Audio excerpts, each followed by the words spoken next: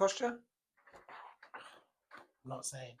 180 quid or something, wasn't I it? can't remember. I'm sure it bumped up because they made you pay customs or something. Yeah. Oh yeah, you tried It was like 50 quid for customs, wasn't it? Just to bring it through customs. Probably tried it. You want that big green mattress behind you as well? Green screen. I can put water behind you afterwards. I wish I could. If I could do that, I'll try and do something like that afterwards. So it's only the Turtles one you didn't watch. Was there another one you were going to watch? That second Miles Morales one, Spider-Verse or whatever. Yeah. It's because they're in that top 10 list. So I thought... Yeah, but loads of things are in top 10 lists.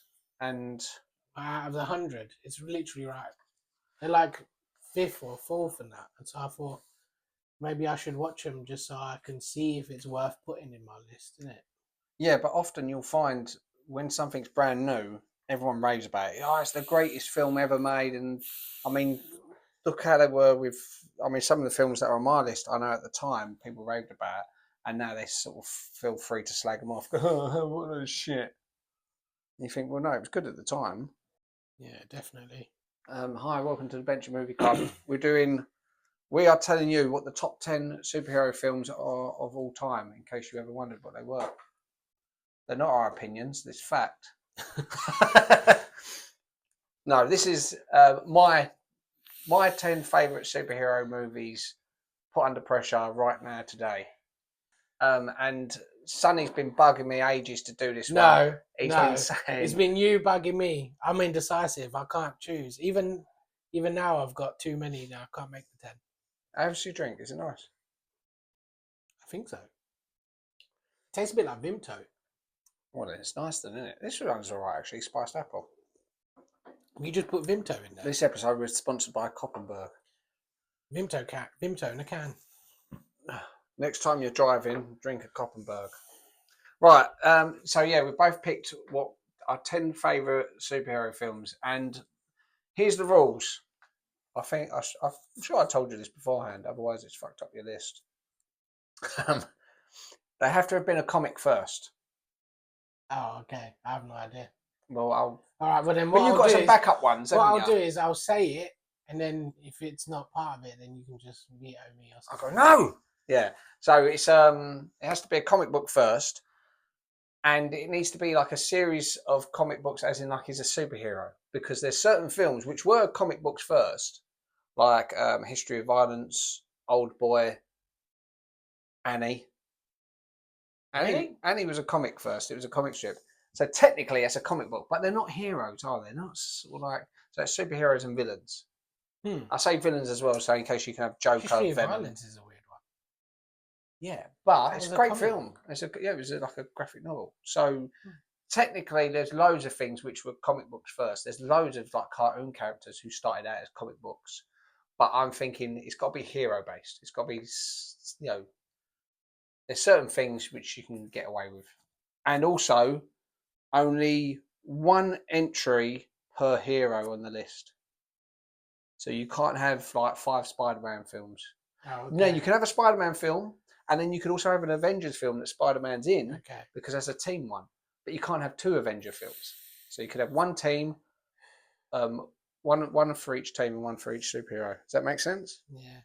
Right. Do you want to start? I really miss the fact that I'm not wearing that wig. Do you want to wear the black wig? Do you want to wear the Deadpool mask? Or the Wolverine mask? I've got the Wolverine mask. Yeah. Might as well. Okay, so it's Aquaman. What's your name, isn't it? Aquaman and Flash Charlie. Or Aquarine, if I put the Wolverine mask on. Oh, you want the Wolverine mask? No. It's too much, because last time I was sweating buckets under that. I'll tell you what, just in case either of these are on your list, we'll leave them here. So you can say, well, next on my list is, and then put it on. Quite a hard list to do. I love comic book films. And I've got a series of my comic books here to show off. Depending on what you right then. That's because I don't know. I can't do it. Just they're all strong and then they're all weak. Okay. Look on that list. I'm just going to read from here up. No. What's your favourite one on there? I know that one already. Right, so put number 1 next Yeah, to but it. I can't pick a... Put number 1 next to it. Now, taking that one out of the equation, what's your favourite one out of the ones that are left? 6.5 hours later. Now, the irony is, even though you're doing your list right now, I guarantee you more people will agree with your top 10 than mine. I don't know.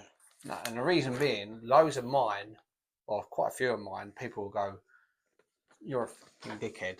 You clearly don't know what you're talking about, and that's one of the worst films ever made. Well, you know, do your own fucking list. Do your own podcast, your own fucking list. I don't care, because, you know, true to myself. In fact, the number 10 spot on mine, I'm going to say what it nearly was. Have you done your 10? I've got to 8. Well, keep going. I'm talking... So I just looked at your list. I don't want to look at your list. Don't look at my list then. Because I just see one on there and I thought, I want to take it. It might be on my list and I might want to take it off now. So we ain't got the same. But fuck it, I'm going to keep it on. All right. Right, ready? Now, Sonny's list, I ain't seen all of it. I haven't seen much of it. I ain't seen any of it. I saw one film. Anyway, I guarantee more people will think... I didn't mean to do that. Right, so do you want to go first or should I? Number 10, Yeah. I put Blade, the first one. Yeah. I don't know why. Listen, I love Blade. Well, it's better. Like, I was trying to think, do I prefer Blade 2? But there's parts of Blade 2 that I kind of find annoying to watch. You know, when you've seen the movie. Is it when he's sort of, it's him out of Bros, isn't it? Is the villain in Blade 2. Maybe. And he goes, you want me so bad, Blade? And his mouth opens up. He's like a vampire. There's parts of it that are really good and maybe even stronger than the first. Yeah, I think it's directed by Guillermo del Toro. But I don't know. The third one, not really. No, he really didn't bother with that one. I still enjoyed it because it was Blade and Wesley Snipes was obviously great. But yeah, but was he? I mean, in the third one, I think the first one's the best one. I think you're right picking the first one because that's an amazing intro as well. Yeah, that opening scene is so good because you know what it does well is it introduces you to the character without actually having to show him much, just based on their reaction. It's similar to, this is what my issue is with the John Wick films. Because, you know, like John Wick, the first John Wick, what's so good about it is before he's even killed anyone, before he's even done anything, you see everyone going shitting themselves. Oh my God, you taking a piss, you fucked with that guy, we're in trouble. And they're panicking. Yeah, it's the mystery of it, isn't it? Makes you think, wow, everyone is scared of him. Then part 2, everyone's like, I'm going to take you on, John Wick. Yeah, come on. You think, well, what, his legacy's now deteriorated because of the first film? It doesn't make sense. You've just undone. He literally just killed everyone in the first film. Yeah, I mean, if anything, everyone should. But they go, we've got a big bounty on your head, and all these people coming out of the woodworks. Yeah, we're going to get you, and they get killed. And you think, what? So all of a sudden, he's not the most feared man in the world. Well, this is what I like about the opening of Blade is. You got all these vampires laughing and dancing, and they're like, it's the Daywalker, and they're all shitting it.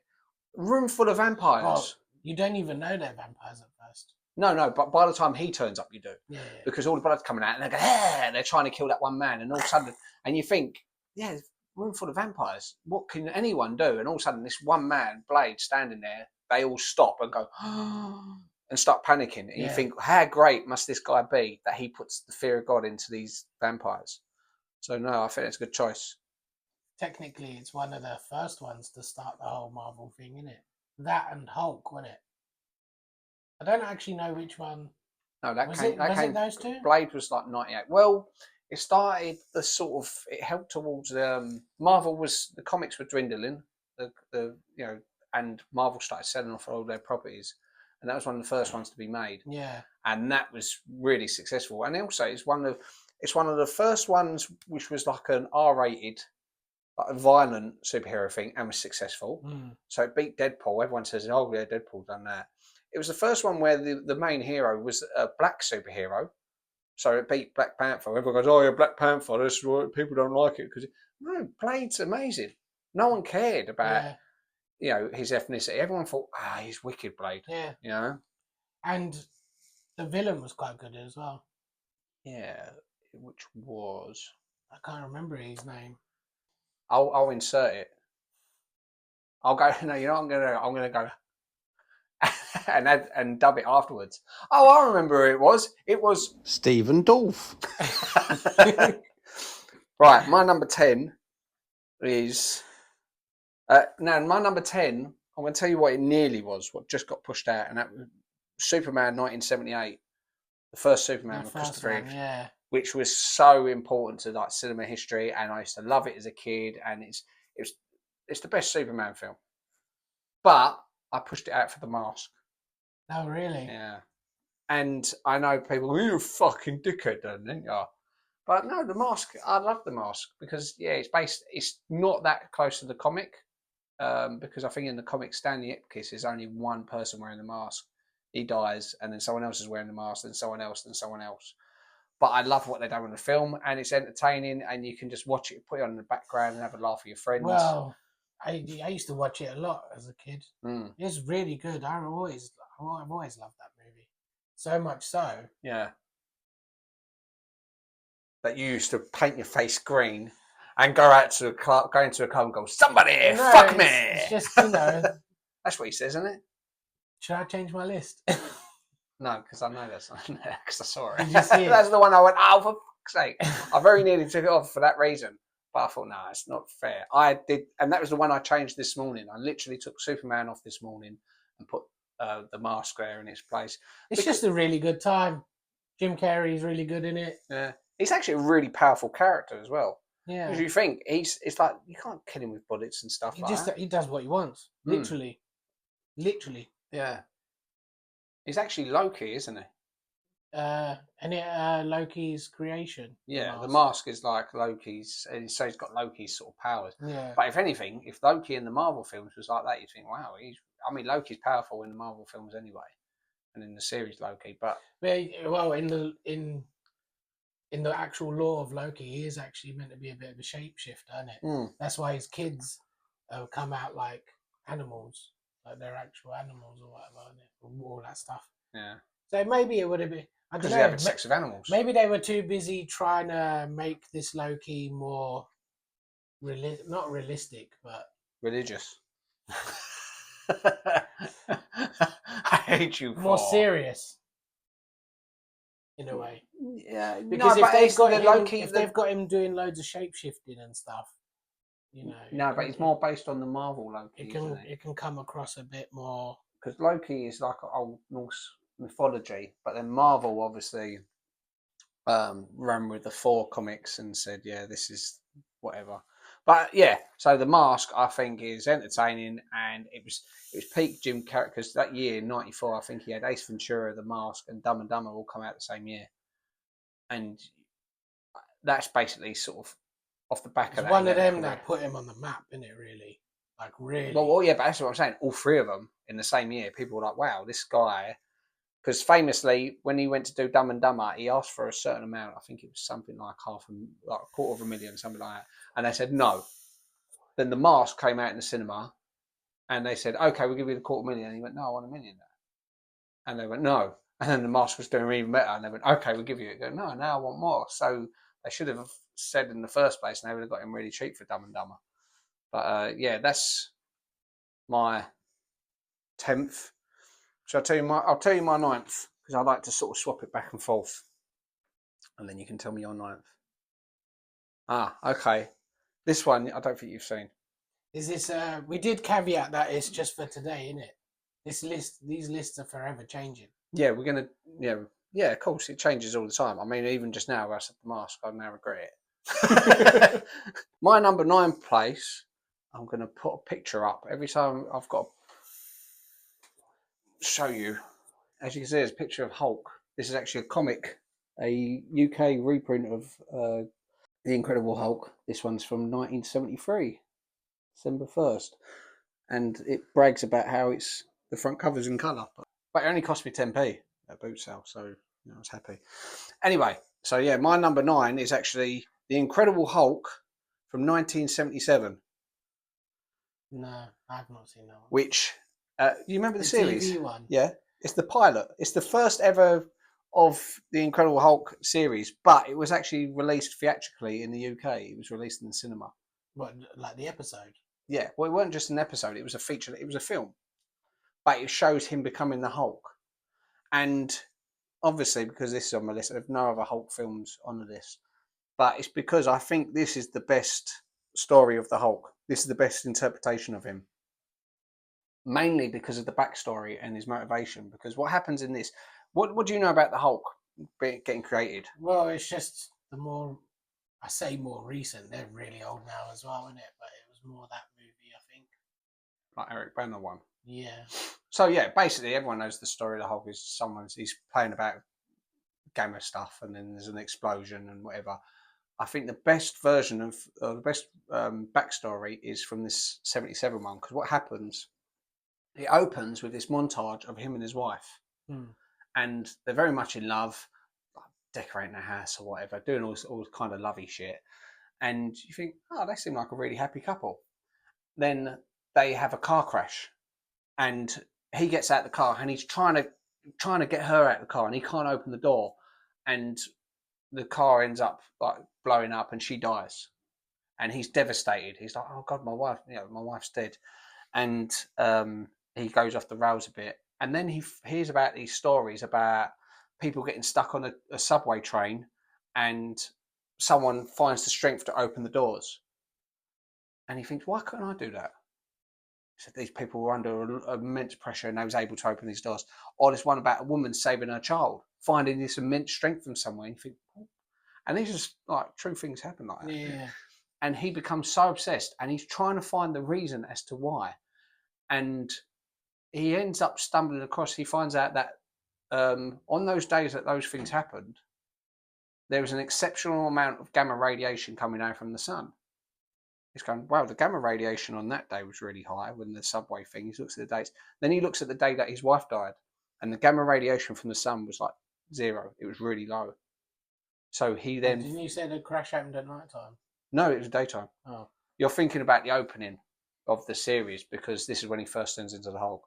So he realizes that people got this strength from gamma radiation, and he starts experimenting with it, and obviously he gets out of hand, radiates himself, and then it's got the famous bit of him trying to change a tire, and he goes, ah, turns into the Hulk, fucking tire. So, and that was the start of the journey. And it of course led into the series, which had that great music, and it had always had that sort of sad ending with him hitchhiking, walking away. Oh, I lost my job. Rambo style. Yeah. Lost my job in Sainsbury's. Why did they change it so much for the others then? Well, that wasn't the original comic story, because the comic book story, I think, was just like how they do it in the films. So they would think, oh, we'll stick to the comics. But I actually think this is the one time that someone else's interpretation done it better, because I think it was such a tragic story. I remember watching it for the first time thinking, it makes sense that he would become obsessed with it, and that he would be a bit careless because he's determined. He can't handle the fact that he's lost his wife. So, yeah, that was my number 9. What's your number 9? Deadpool 3, which we reviewed not long ago. There you go. Thanks. Why? Because but you... Why Deadpool 3 over Deadpool 1, 2? Because you pressured me to try and make a choice. Oh, did you have multiple Deadpools on your list originally? Basically. I don't know. All 3 of them, did you have? Basically. Yeah. And no, I think I had 1 and 3. I think I couldn't choose between the 1 and 3. Problem is that 3 we've seen more recently, so it's fresher on the mind, isn't it? So you're a bit like, oh, I really enjoyed that. 2 was really good. I think... But more so than 1? I think 1 was better than 2. There was really good bits in 2. It was really good. I think the fat kid annoys me a little bit. Yeah. I think it brings the movie down a bit. Yeah. Do you see yourself in him? Yeah. You thought it was me. Shining a mirror in yourself. Everything else is probably maybe even a notch up from the first one, but yeah. I don't know. It's not a slight on the actor or anything. It's just the character is a little bit annoying. It's a shame they didn't bring back Josh Brolin because I liked his Cable. Thought Yeah. Cable was good. Yeah, I mean, I can see what you mean. Out of them three, I would have picked Deadpool 1 personally because where it really sort of establishes the character and it was so different to all the other superhero films at the time of him breaking the fourth wall and all this sort of irreverent humour, and it worked really well. But that's what made it so hard. I agree with that, but as it's the most recent one we've seen, I just really enjoyed seeing Wolverine in the yellow suit and all the other Wolverines and all that other stuff. Story wise, they're all a bit weak. They're very basic. They don't. Yeah, it is sort of does sort of follow the same kind of beats. Kind of feel like Man of Steel. Like I could have swapped one of them for Man of Steel as well. And I know it's not the best, well, according to you, not the best Superman film, but I actually think it's really good. That's fair enough. Wait, are you going into your number 8? Or is it not in the list? It's just the bottom two. I could feel like. So you nearly. So Man of Steel didn't make it. No. Okay. But I do really enjoy that movie, and I like that. There's a section in Krypton, and maybe people didn't like that, but I actually really liked it because I thought at least it like builds Fleshes the character out a little bit. Yeah. You get to see more. Because you're always a bit like, but it helps you connect a little bit more with a character, maybe. Because you never get to really see the other planet where he's from and anything about it. I liked Man of Steel, and I think it was unfortunate that it was round about because Chris Nolan's Dark Knight trilogy had lifted the bar so high, everyone wanted Superman to be the equivalent of that. But what they failed to realise is that Batman is probably, and speaking as a Marvel fan, I think Batman's the best superhero, or is the most iconic one, is most popular, definitely. I've got personal ones who I like more than him, but you can't argue if someone does a list of the top 100 superheroes, if Batman's not number one, you think, are they doing it properly? Sometimes they stick Superman number one, but I don't think he is. I think Batman just resonates more. See, that's the other thing as well. Because he's so overpowered and stuff, Superman, it makes him almost a bit bland. So it's hard to make a good movie out of something. But he never started as that. Superman used to just be able to jump really high and run fast. And then they started, we're going to make him fly. And then we're going to make him fly so fast. And they just kept piling so much stuff. That's why they had to invent kryptonite, because they thought, we've just made him unbeatable. This is what I like about Marvel characters, because they're all flawed. They've all got their weaknesses. They've all got none of them hardly any of them are celebrated in their own world. They're all like slagged off. Yeah. They're like, who likes the Hulk? This is going back to the Hulk. That's why I like the Hulk so much, because he's not really a hero in a way. He's just this mad beast. But he's a tragic figure, and everyone hates him. And when they use him like as part of a team, they just direct him. Go smash that. Yeah, no, I agree. But I really liked in Man of Steel. I liked the back and forth of the storytelling, like when it's about him, because like you have present day scenes and then scenes of him like maybe a little bit in the past, like traveling or and then I think it was a good Superman, Henry Cavill. Yeah, they've replaced him now, haven't they? There's a new Superman being made. Do you know what? I can't even be bothered. I can't be bothered with DC and what they're doing. Also, I really like Kevin Costner as an actor. Okay, what's that got to do with anything? No, but I mean, like I know he weren't like in the movie loads. Oh, he was in Man of Steel. Yeah, I he's forgot. the dad, didn't he? I thought that's just a random thing. No. I like Kevin Costner. He's in Sonny like bananas. No, he plays his dad, and like the whole scene of even like him telling him, no, the world's not ready, don't save me and stuff. I thought that was a bit stupid though. It's a bit sad. It's sad because how quick he is. He could have thought, right, okay. It sort of backed off a little bit and then gone, grabbed his dad, put him out there, stuck him in a boot or something, gone, oh, look, he died. Then got him out the boat, going, you all right, Dad? I don't know. Although, really, if he'd done that, that should break his dad's neck. It's like, you're right, Dad, and his dad's head flopping about. But then he can weaken the Bernie's. But it's also, it builds on the whole, make it like, his character. It builds his character a bit, and it gives you something to latch onto a little bit. Like there was nothing. He was in a situation where there was not a lot he could do. He could have, but his dad was telling him, God's not ready. It's just things like that. I thought it was a really good movie. Yeah, and it could have been in an 8th. No, I liked it, and loads of people have issue that he broke Zod's neck at the end, but I thought there was no other way of stopping him. yeah. So what's your 8th? Wonder Woman. Okay.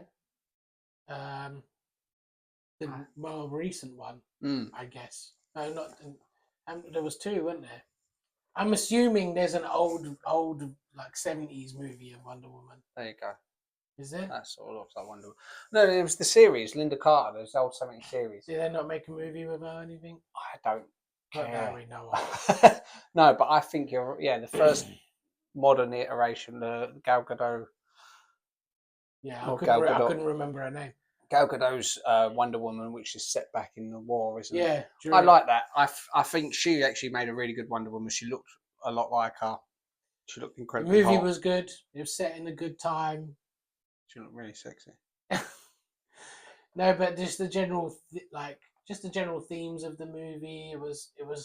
It had good high points, good low points. It didn't have low points. Chris Pine was in it as well, wasn't it? Yeah. Yeah, I liked Wonder Woman. I think it built the character up right. It established her in a good way, and and it's a shame that Warner Brothers with DC are constantly trying to chase Marvel at the time. Let's emulate what they do. They rushed into the Justice League. They should have just took their time, build these characters up. Did you watch the sequel, Wonder Woman 1984? Yes. Yeah. It weren't as good. No. And the thing I didn't like about that, they called it Wonder Woman 1984, and they hardly focused on anything from the 80s. And you thought, it's not really. I think they were just trying to jump on the 80s bandwagon of things like Stranger Things and it. And it had a bit where, like, the villain was talking to the world on these big screens, and it goes to Piccadilly Circus. And I thought, Piccadilly Circus didn't look like that in 1984. It didn't have this big Jumbotron screen. It had, like, old sort of Coca-Cola sign. So it should have cut to that bit, like he's talking to the world, and then cuts to London, and it's just silent because it's just like. So no, I thought it was very weak. It's disappointing, the second one, but no, the first one was good, solid. Yeah, I definitely think so. I really Love enjoyed Gal Gadot. it. Yeah, Gal Gadot. No, I really enjoyed it, and I'm mostly some of this list I've literally just picked because I've watched the movie a few times. Yeah. So if I've watched it a few times, I feel like, well, yeah, then I'm clearly enjoying the film. Because you've gone back to it. Yeah. Yeah. Some of them. Did you enjoy certain bits over us? I enjoyed 5 minutes of the film.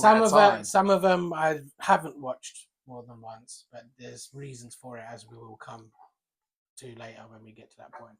My 8th is Avengers Endgame from 2019. And it's the only Avengers I can only pick one. Because some stupid rule you made up.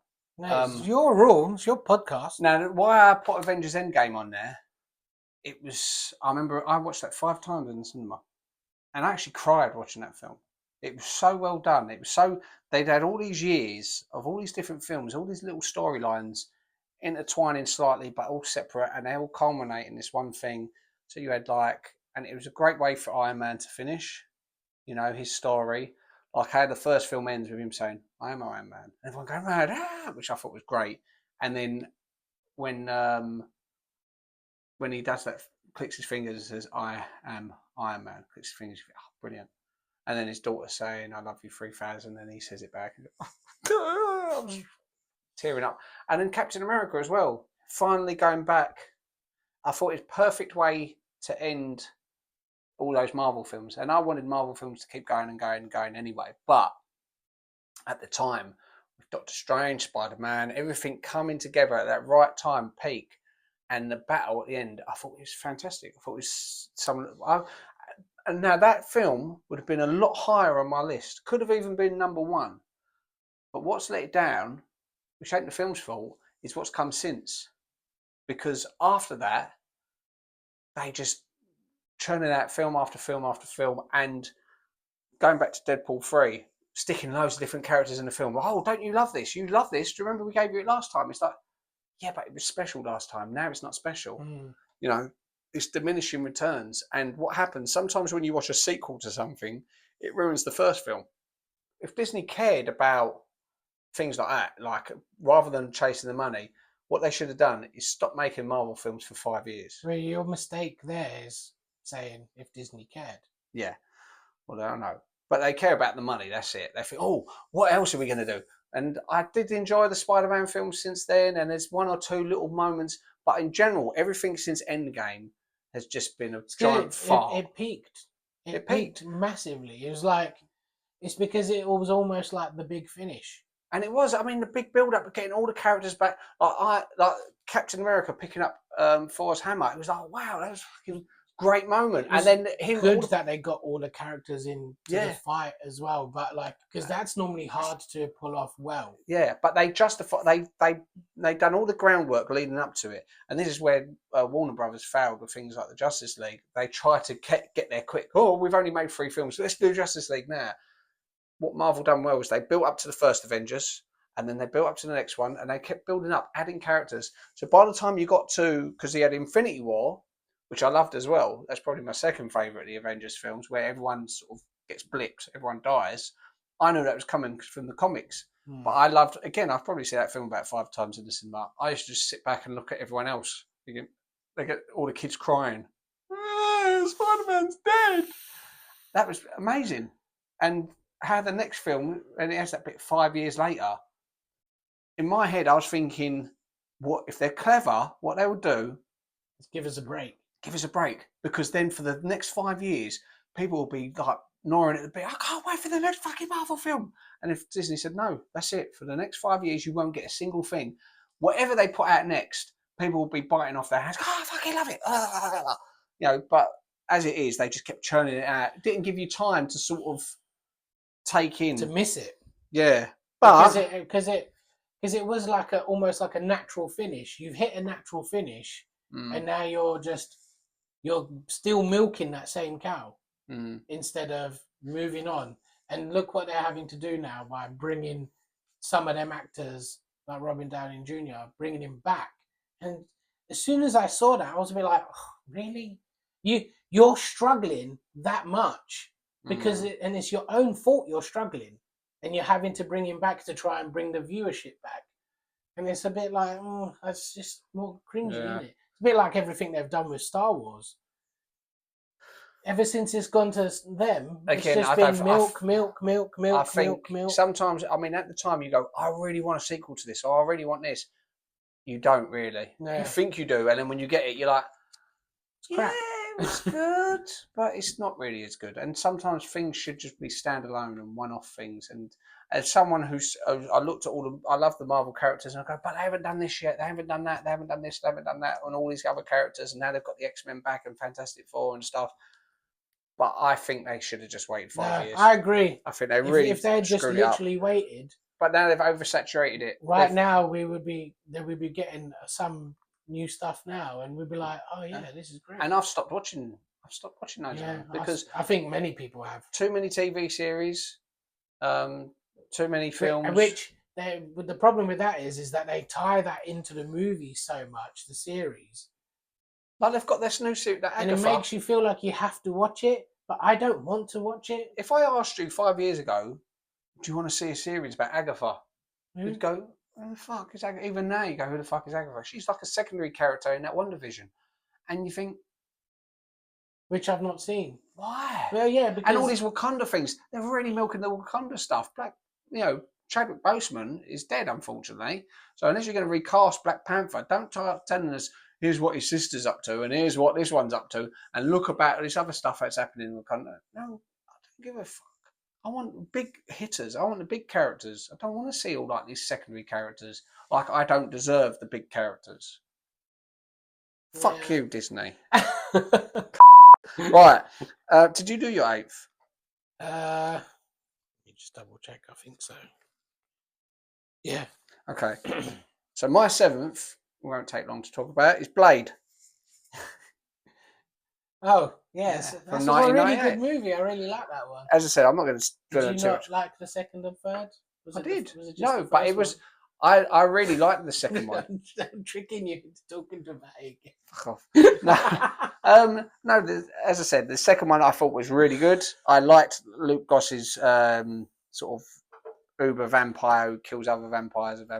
That was all good. What they took with that, but it was at that point, it wasn't as good as the first one because you had that initial impact of introducing this character who I knew previously only from the Spider-Man cartoon because he turned up in that.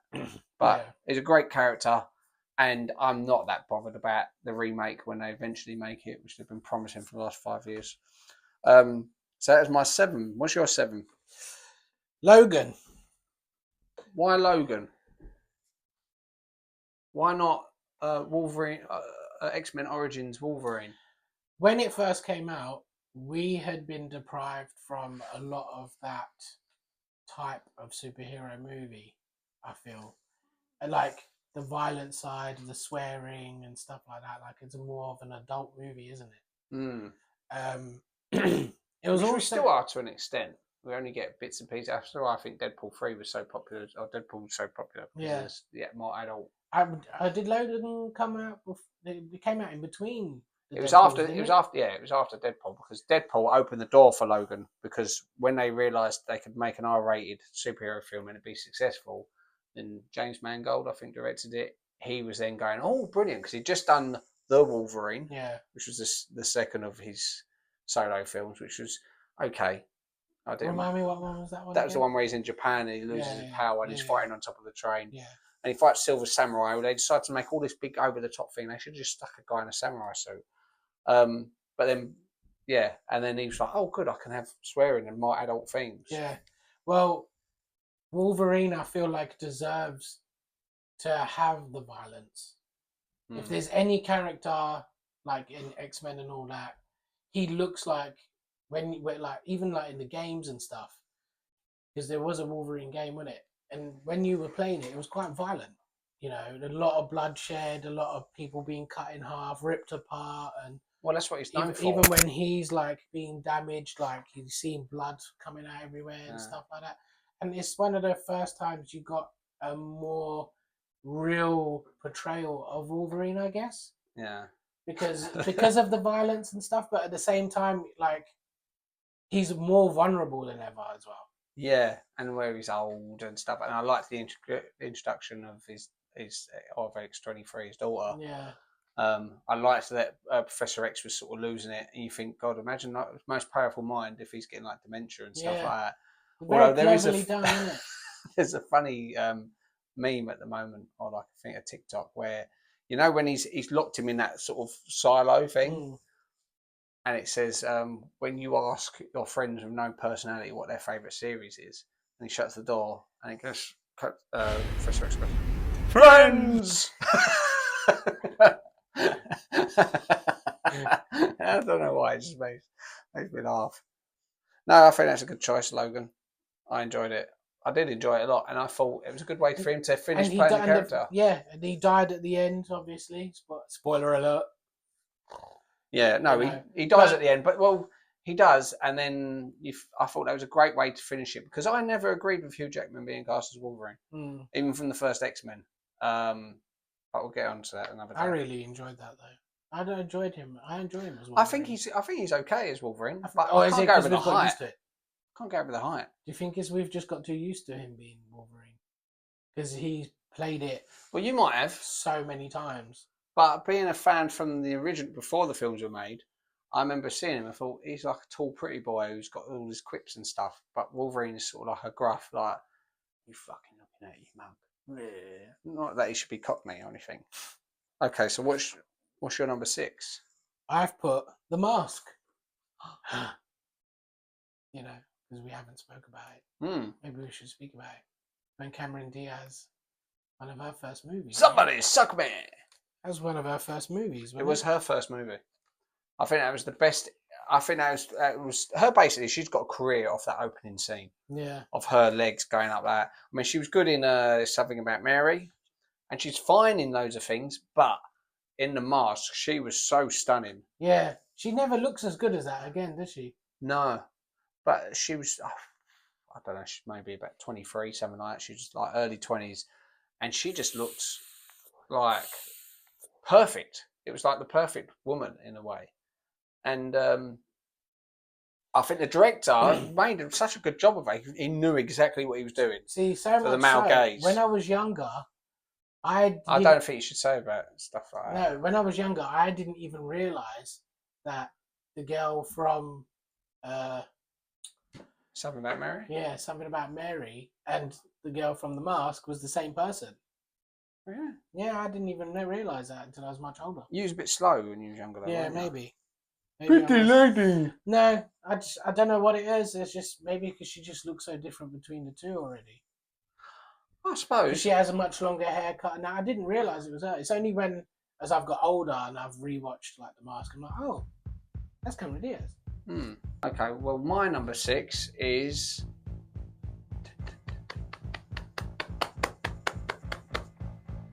Flash! Flash Gordon. You should so incredible! No, you haven't seen Flash Gordon. No, I love Flash Gordon. I've seen him in Ted. Do you remember Rocky Horror Picture Show? Yeah. All right. Imagine if Star Wars was in the same. If Star Wars was in the same universe as Rocky Horror Picture Show, it would be Flash Gordon. Does that make sense? Yes. It's campy horror, but it's so. It was an old comic book, which, funny enough, if it wasn't for Flash Gordon, not necessarily not the film, but the character Flash Gordon in its original comic series, Star Wars wouldn't exist. Because what happened? George Lucas really wanted to make a Flash Gordon film, but he couldn't get the rights. And in the end, he thought, right, I'll write my own sort of space opera thing. And it's very much like Flash Gordon. That's when he wrote Star Wars. Ain't Dune a big influence of Star Wars as well? Well, I don't know, but the film Dune came out in the 80s. I'm guessing the book. Maybe it's the other way around. The book. Oh, maybe. But I know that Flash Gordon was. And when you watch it, you can sort of see it, like some similarities. But Flash Gordon's a lot more campy, fun kind of thing. He's just this American jock from Earth, like football. Like it's an opening fight thing where it's like he's playing American football. And there's some fantastic moments in it. There's a bit where it's got him and Timothy Dalton's in it. You know, James Bond from the 80s. And there's like this big tree thing, and inside there's all these different holes, and in like one of the holes there's like this scorpion thing that will stab your hand, and they're doing like, it's like Russian roulette. They have to stick their hand in it. And it's such a tense scene when they're putting their hands in. You think, oh god, I remember being so uncomfortable to watch. And it's like one of those sort of really good feel good, like, oh yeah, the hero's come back and he's saved the day. And of course it's got that song which you just said, Flash. Flash, which Queen wrote the soundtrack. Yeah. The Flash Gordon film. Yeah. And it's just fantastic. It's used in adverts. Just talking about it now, I want to watch it. It's used in adverts, isn't it? It's used in adverts for Flash, funny enough. Yeah. PG tips! Everything I know about Flash Gordon, I know from Ted. They explain a bunch of, I think, some of it in Ted, don't they? Yeah. Yeah. And got Brian Blessed. Gordon's alive! Whoa! And is it the enemy Emperor Ming? Is it Yeah, Ming? Ming the Merciless. Ming! Yeah. Hey, so listen, I haven't watched Flash Gordon for a good 20 odd years. Should we go watch it? Yeah. Right, let's go. Let's go watch it. So thanks for watching. Join us next week for part 2. Is that what we're doing? I don't know, but it's really fucking long. Didn't realise.